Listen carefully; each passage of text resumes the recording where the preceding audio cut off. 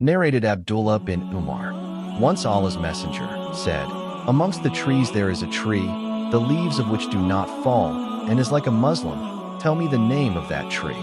Everybody started thinking about the trees of the desert areas, and I thought of the date palm tree, but felt shy to answer. The others asked, "O Allah's apostle, inform us of it."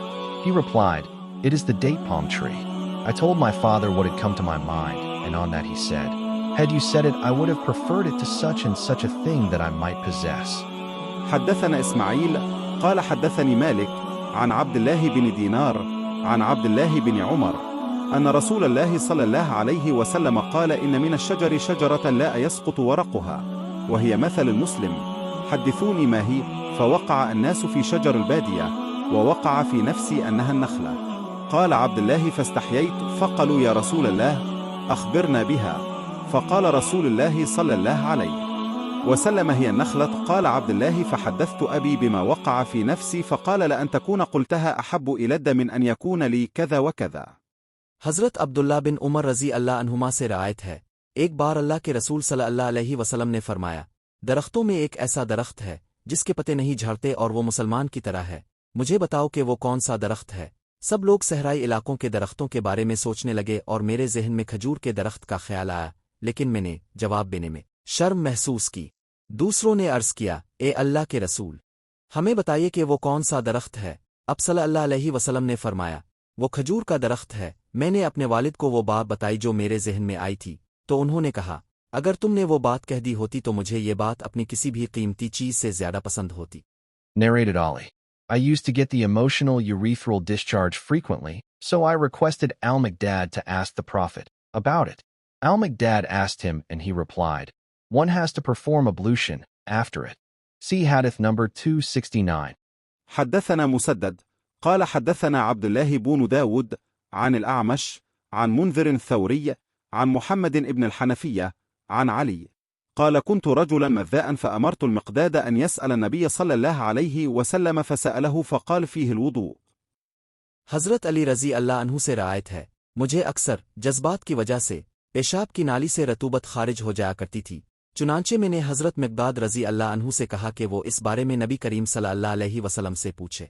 हज़रत मिक़दाद रज़ी अल्लाह अन्हु ने अब सल्लल्लाहु अलैहि वसल्लम से पूछा तो अब सल्लल्लाहु अलैहि वसल्लम ने फरमाया, इसके बाद वुज़ू करना चाहिए। मुलाहज़ा फरमाए हदीस नंबर 269।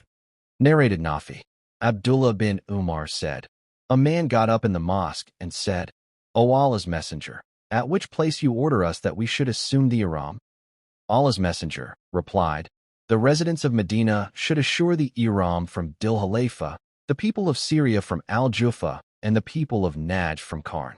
Ibn Umar further said, "The people consider that Allah's messenger had also said, the residents of Yemen should assume ihram from Yalamlam." Ibn Umar used to say, "I do not remember whether Allah's messenger had said the last statement or not." حدثني قتيبة بن سعيد قال حدثنا الليث بن سعد قال حدثنا نافع مولى عبد الله بن عمر بن الخطاب عن عبد الله بن عمر أن رجلا قام في المسجد فقال: يا رسول الله، من أين تأمرنا أن نهل؟ فقال رسول الله صلى الله عليه وسلم: يهل أهل المدينة من ذي الحليفة، ويهل أهل الشأم من الجحفة، ويهل أهل نجد من قرن. وقال ابن عمر: ويزعمون أن رسول الله صلى الله عليه وسلم قال: ويهل أهل اليمن من يلملم. وكان ابن عمر يقول: لم أفقه هذه من رسول الله صلى الله عليه وسلم.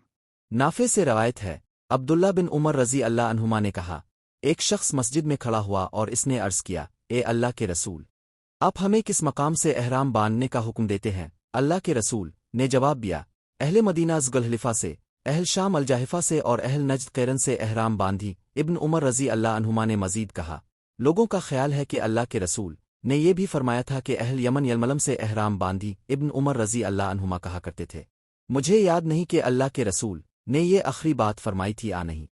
Narrated Ibn Umar. A man asked the Prophet, "What kinds of clothes should a muhrim, a Muslim intending to perform Umrah or Hajj, wear?" He replied, "He should not wear a shirt, a turban, trousers, a head cloak or garment scented with saffron or wars, kinds of perfumes. And if he has no slippers, then he can use cuffs, socks made from thick fabric or leather, but the socks should be cut short so as to make the ankles bare." See Hadith number 615, Volume 2.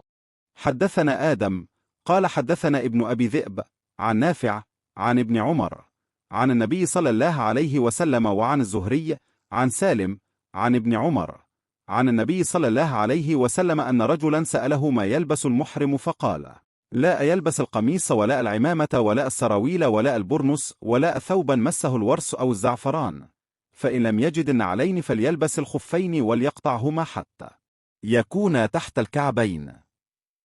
हज़रत इब्न उमर रज़ी अल्लाह अन्हुमा से रवायत है, एक शख्स ने नबी करीम से पूछा, महरम उम्रा हज का इरादा करने वाला मुसलमान को किस किस्म के कपड़े पहनने चाहिए?